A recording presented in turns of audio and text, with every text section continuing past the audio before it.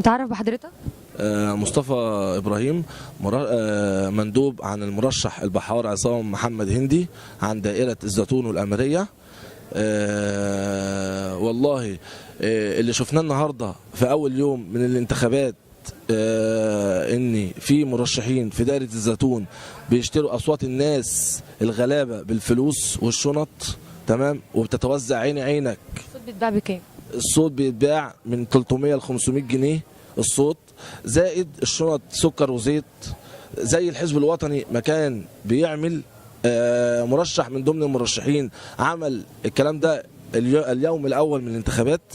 واحنا عايزين حق الشهداء اللي ماتت، ولا للمال السياسي تاني يرجع. مش عايزين الفساد تاني يرجع اللي راح، عشان خاطر الناس اللي ماتت، الشهداء بتوع ميدان التحرير وقصر الاتحادية.